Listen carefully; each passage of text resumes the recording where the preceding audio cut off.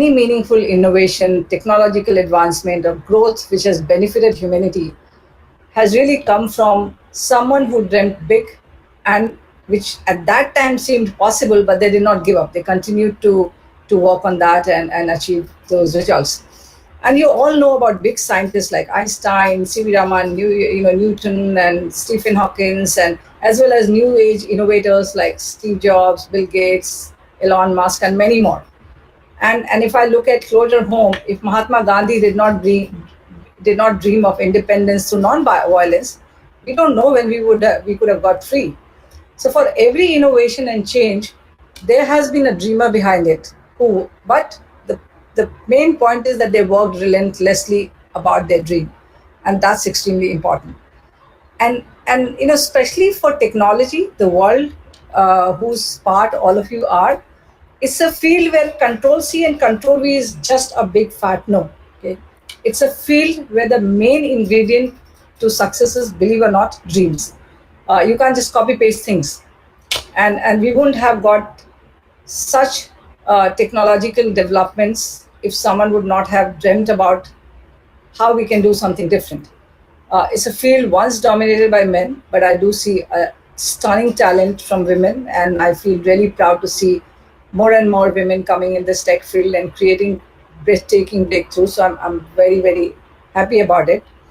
But today I'm not going to really talk about all these people who dare to dream big and change our world forever.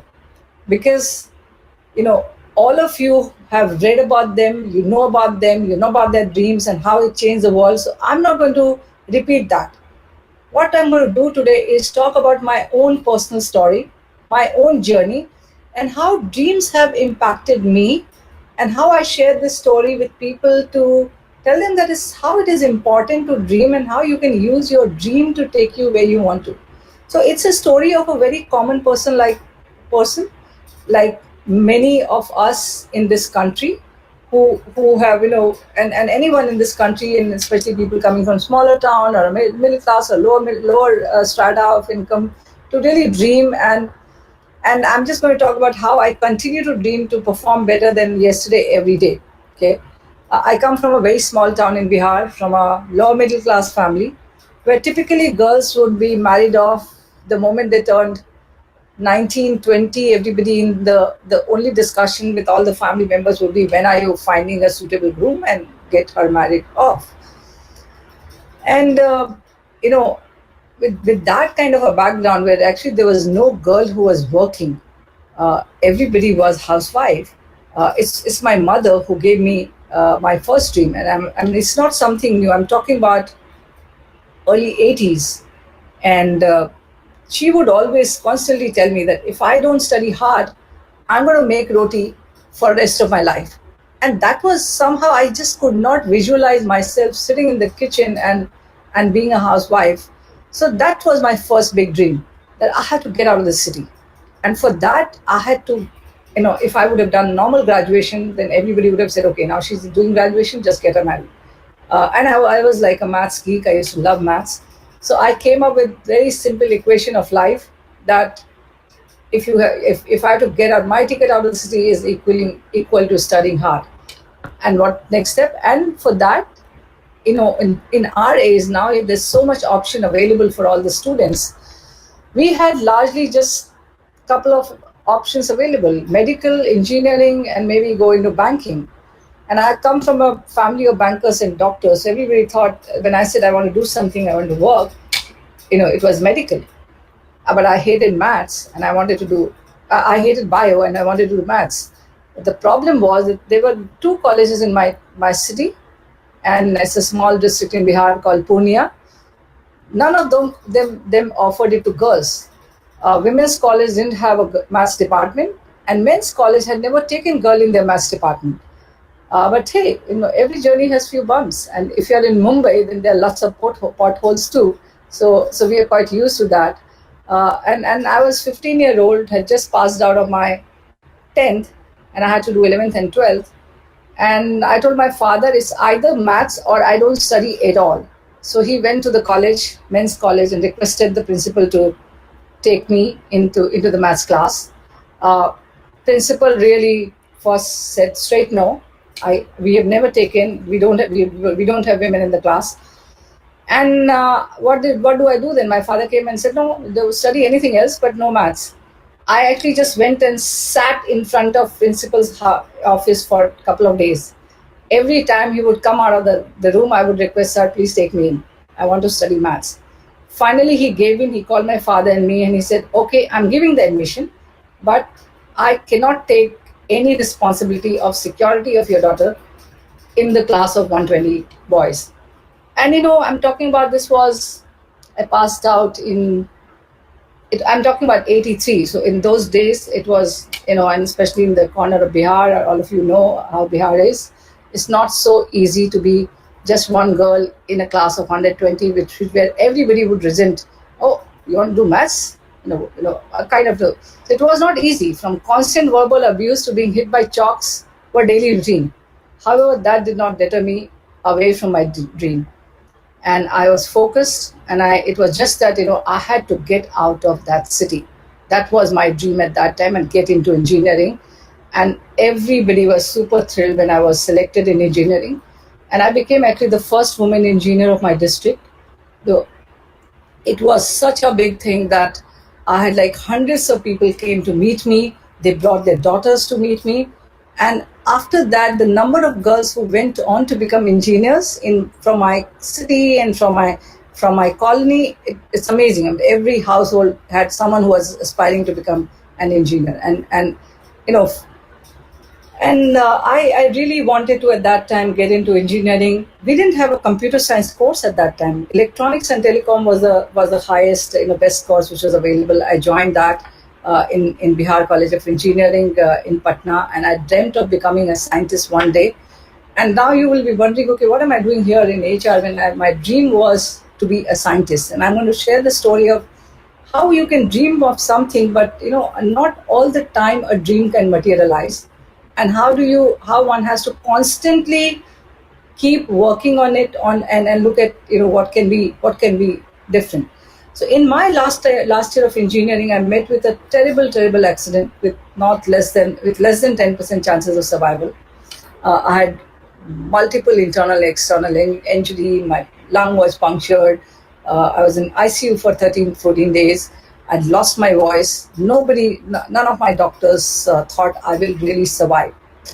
But that was the time I also understood the importance of support, and importance of willpower, and importance of dream. Okay, and one of my cousin brothers, who's a doctor, who was actually part of the team of doctors who were treating me, sat through the ICU with me for many days, and he would just constantly talk to me. Whether I was conscious or not conscious, he was just talking to me about my dreams and futures. He would talk about how I wanted to become a scientist, how I wanted to go to US, and how I wanted to go to PhD. And those are the discussion, and constantly reminding me of my dream would pull me out of my unconsciousness, and I would fight for getting better. And that gave me the courage and willpower to really fight against all odds and get out of the ICU. Okay, and against all the doctor's advice. When just the day I got out of the ICU, no patient is shifted home. He said, if she stays in the hospital, she's not going to get better fast. He shifted me to his house. Everybody said, keep a nurse. He said, no, it's me and my wife who's going to take charge and take care of him. And with a handful of medicine, bucket full of dream, and a supportive family along each step, I started to heal. I still remember my brother lifting me off the bed on the 16th day. And he told me, you are going to take a step today. If you don't do it now, you will never be able to stand up in your life. With my lung and rib injury and back injury and all of that, every step was really like every breath would kill me. But he would make me do the exercises and physiotherapy, and I would he used to literally abuse him and cry because it was so painful. But he was just, no, you have to get up, you have to do things, you have to see the world, all of that. And that kind of, little did I know that his pushing and that one step which I took early really helped me take greater leaps in future, mentally as well as physically. I strongly believe that body may be injured, but mind should never get injured. Mind should never become weak. And and with and at that time, and I also as a person always work with a plan B. If something happens, what will I do? So in that time, and I knew that everybody had kind of given up, saying I'll never be able to walk or talk because my voice was lost for many months. I had a plan B, and Stephen Hawking became my role model. If he can do it, I can do it. It was like really that month. It took me months of physiotherapy to get back to talking and walking, and fortunately, it worked. But during all of this, final year of engineering, which is the most critical year for all your core subjects, I did not attend a single class. I did not do a single practical. And my HOD was really, really, he was very nice and he was very supportive. He said, irrespective, I'm going to allow you to appear for final exam, because I don't want you to lose your year. And all my friends would keep carbon copy of notes. They would come and read that out to me. Within 2 days, he got students and the staff to do all the practicals. I just saw how the practicals is done, sitting on a chair, and did nothing. And I went and gave the exam. Okay, and everybody was really, again, I was very happy that I got a distinction. I never thought I was at that time. Everybody thought, okay, someone just pass so that you get the degree. But everybody supported. I mean, whole of my class, till 14 days when I was in ICU, the class did not happen. Whole of my class was just sitting down. We were just a class of 14 students. They would sit below the hospital, 13, 14 bottles of blood from school, family. And this incident strongly reinforced my belief in the value of dream. And I just felt that if I wouldn't have focused on my dreams, I would never have got the willpower to get out of it. But what it also did was that it broke my dream of being a scientist. Because I did not study the final year, I lost interest and confidence in those subjects. And I didn't know what to do. I was completely lost. I was just, first few months, almost 6 months, it took me to get better. And I said, okay, what do I do? And I had absolutely no clue what I'm going to do. It was like from being so clear in life that what I want to do and what's my dream, to having no dream or having no clarity about what I'm going to do in life. And it just so happened that one of my cousins had an extra XLRI form, and he gave it to me. And he said, fill it. I said, I don't know anything about MBA, and I don't even want to do. I mean, what is this all about? Nobody in my family was in MBA. So I still remember filling that form, and we were like, me and this brother who's doctor, he had no clue about MBA. We were looking at it. Marketing doesn't work because you are not well. I was still used to limp and all. Marketing means doing a lot of door-to-door selling. So let's not take that. Finance sounds very boring. HR, we don't know anything about HR. Sounds interesting. Let's take that. That's the way I filled my form. I had no intention to go and give the exam, but my father insisted, and I went and appeared for the exam. And God's grace, I got a call. The moment I got an interview call, that kind of just gave me a new dream. I dared to dream again, and I decided to give my 200% for that interview preparation. I think we had some 6 or 8 weeks. I locked myself in the room, and I'm talking about 91, 92. That's the time the whole economic reform had happened. You would have asked me anything related to economy, the Chelaya committee reports, all of that. I had like everything on my tip. I prepared so much for my interview. And I joined XLRI. I think that's the best thing which happened to me. And it completely changed me. It shaped me as a person who I am.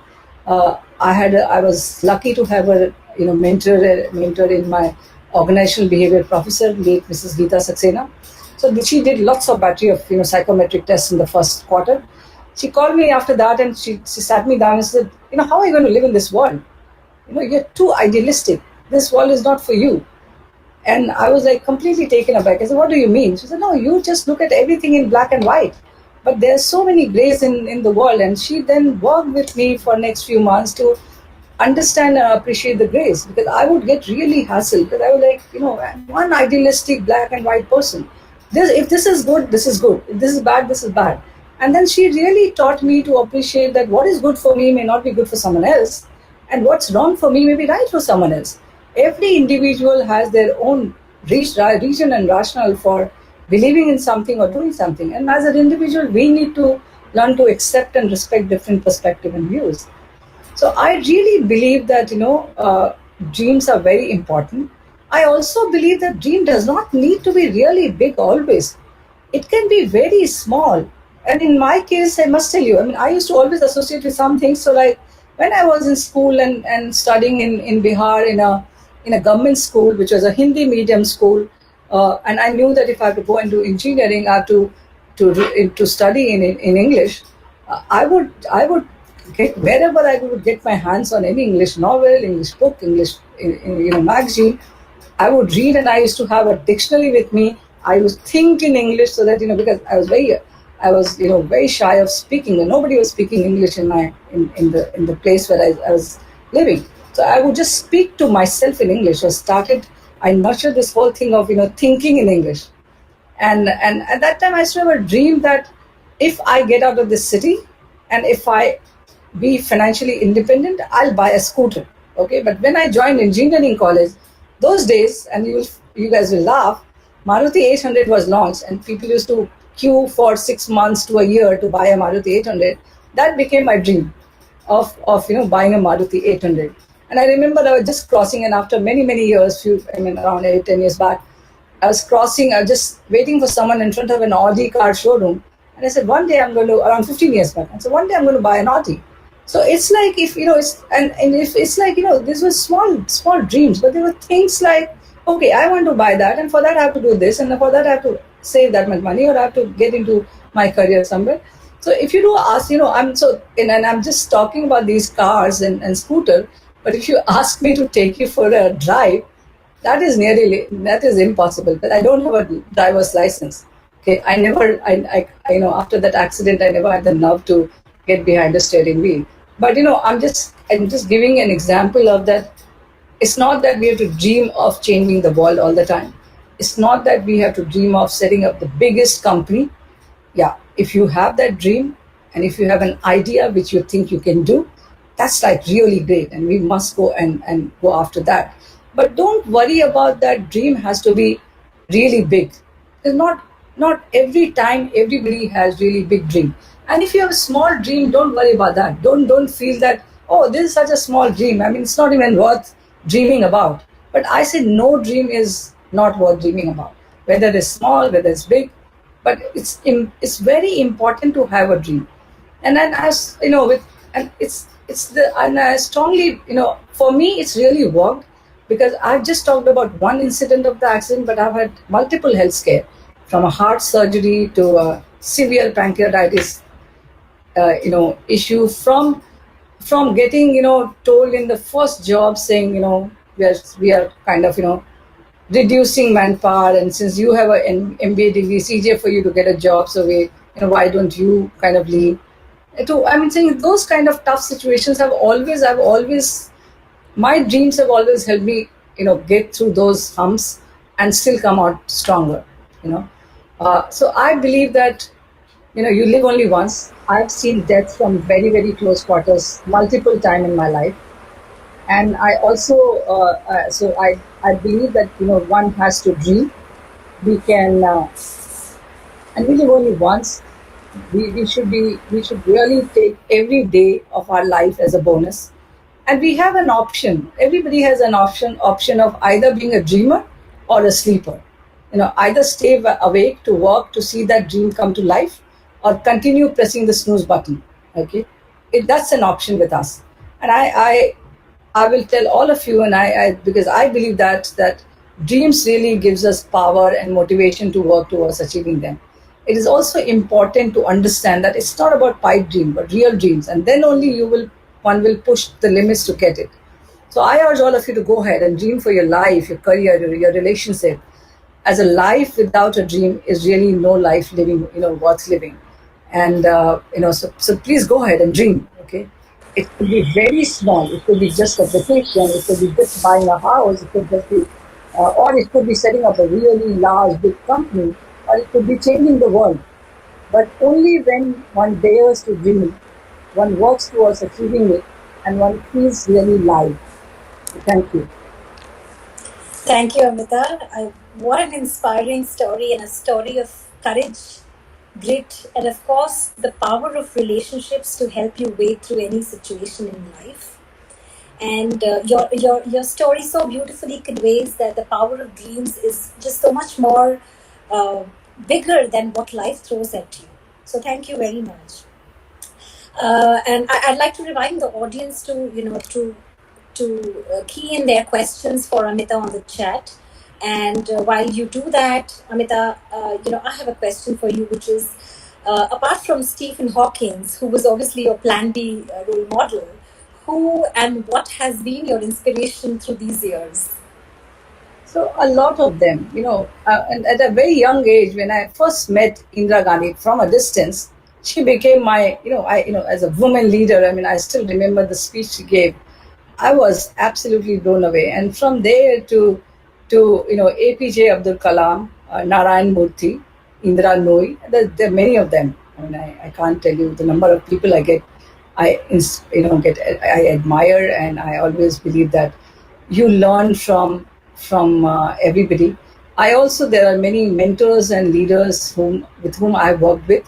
I have a very strong belief that with every leader you work with, there are things which you should learn, but at the same time, it's also important for things you should not copy or learn.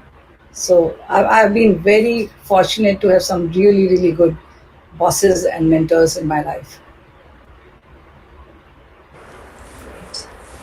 And when you talk of mentors and coaches, I think it's apt for me to ask you, what's your advice to the younger generation in terms of how they can develop themselves, to brace themselves for the career and for their life? What are some of the things that they should really pick up, they should learn, they should invest in themselves? Yeah.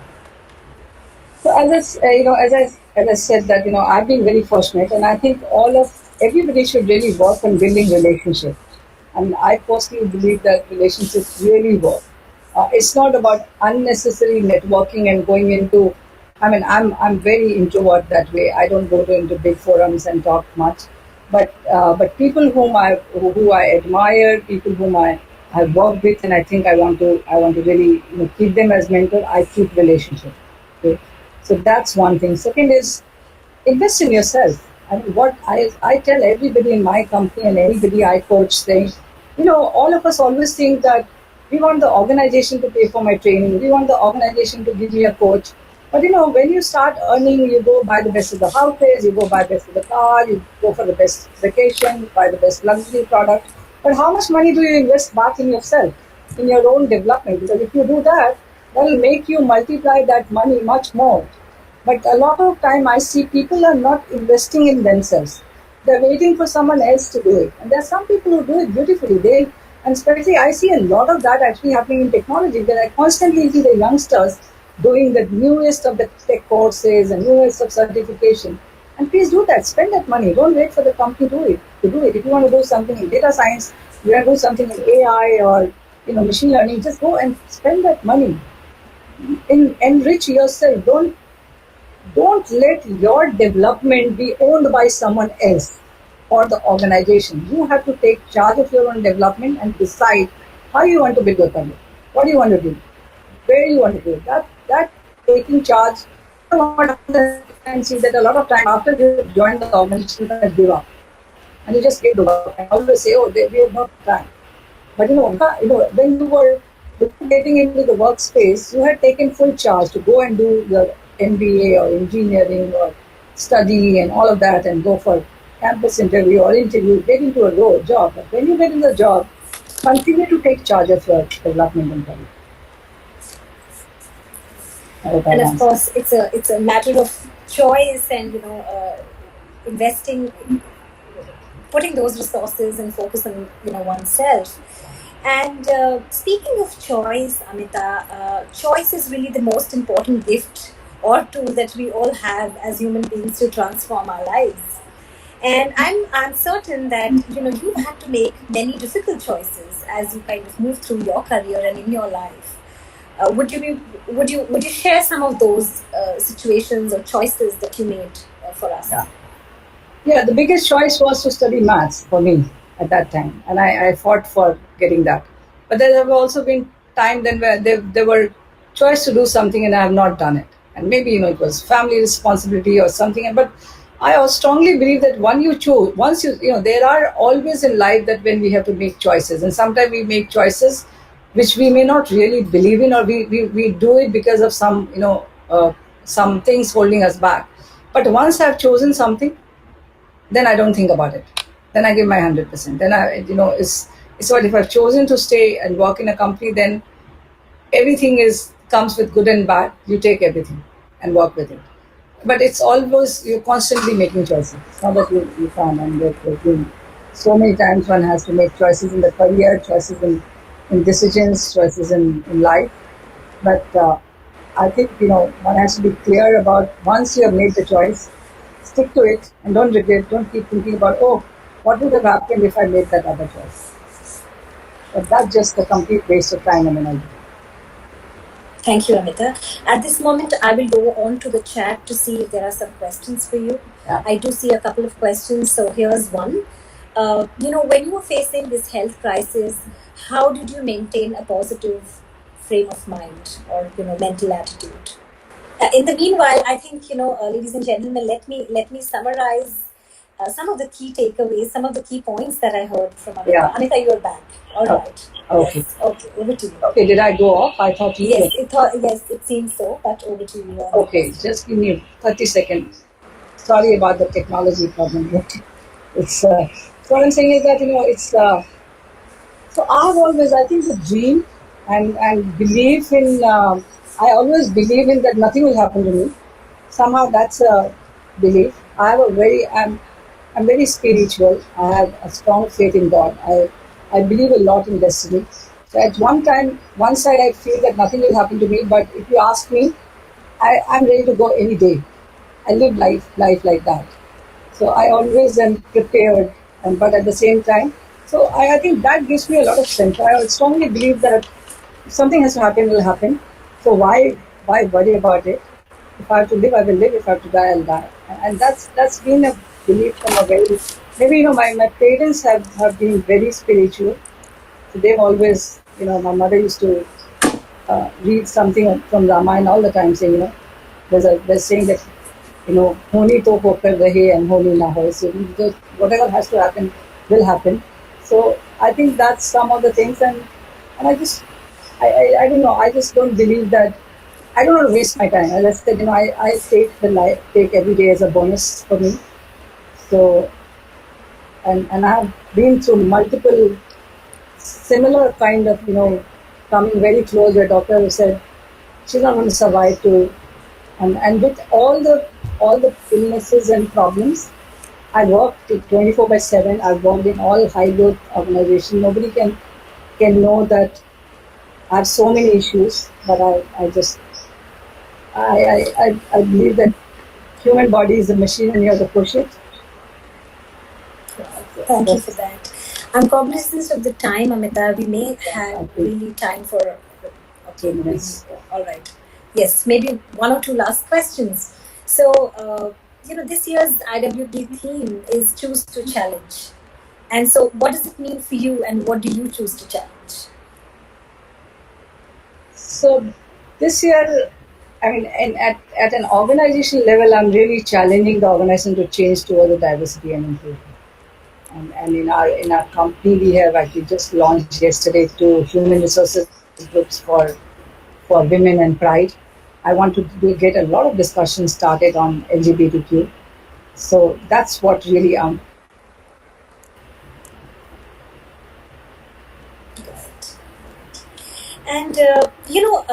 I don't want to sound a cynic, but in the spirit of being practical, Amita, I think I'd like to ask you. You once wanted to be a scientist, but could never get to that because of the circumstances and situations. So not all our dreams will come true, and that is the reality. Absolutely. What is your take on that? Yeah. See, I always believe that it's not that everything you dream it comes true. Even if sometimes you will give your 100%, but you may not succeed. So, but get over the hump and don't get into a depression zone, or think of just work on it, figure out something, what next. So for me, I always work with a plan B. If this doesn't happen, I'm very smoothly I move to something else.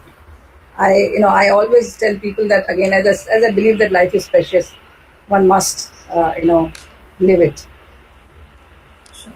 Thank you, Amita. I'm cognizant we may not have much time, but ladies and gentlemen, some of the things that I picked up from Amita, of course, the being courageous, conviction of choices, importance of investing in oneself. Dreams can be small and big, both. Have a plan B. Be a dreamer or a sleeper.